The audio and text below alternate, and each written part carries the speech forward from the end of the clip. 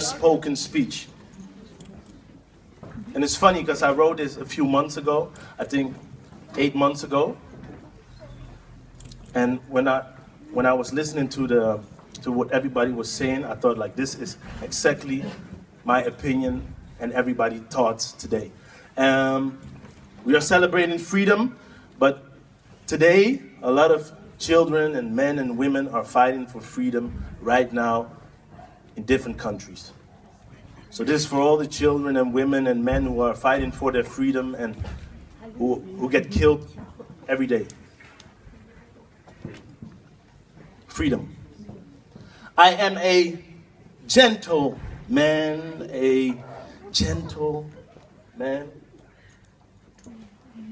And as I wrote this, I wanted to use gentle words of joy, motivating words, but I couldn't. I couldn't because I can't celebrate freedom.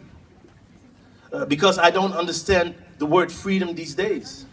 Martin Luther King had a dream, and in his dream he saw black and white kids unite. Black and white kids without apartheid. But still we live in a modern day apartheid, a modern way of divide and conquer, because we divide quality of schools. So we divide knowledge. And last time I checked my book, education is power. So are we empowering or are we still enslaving the minds of our children?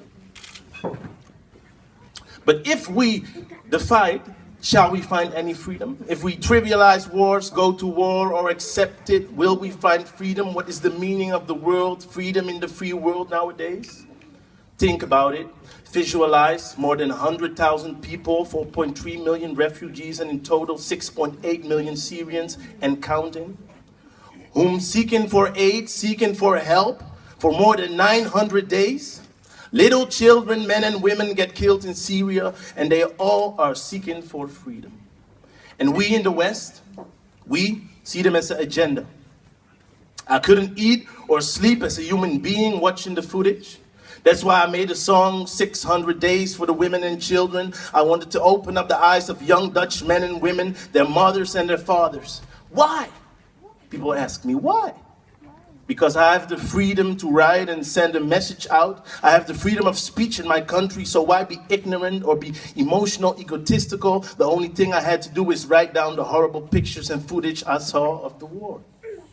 So, I was seeking for words of freedom, but they got drowned in my tears. They were finding a road to my heart, but got traffic jammed in the bitterness of my blood. We are celebrating freedom, but what kind of freedom? Freedom of the rich? Because where I'm from, people get stopped and frisked.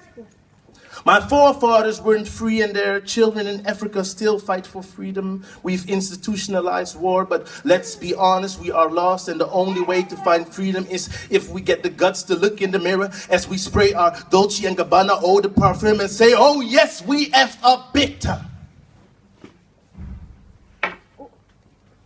I feel honored and privileged to stand here, but at the same time, I felt the obligation towards my peers to write something pure and honest. No utopia, but realtopia. So as I'm being real with you, if you ask me, are we free? I would answer yes. But we've got a long walk towards freedom. Let's start within ourselves.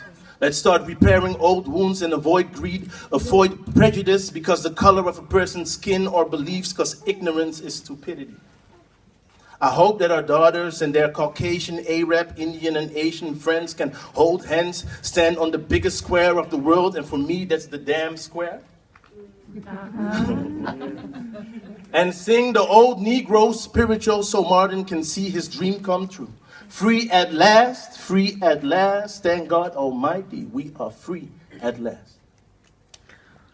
Can I have a round of applause for my students?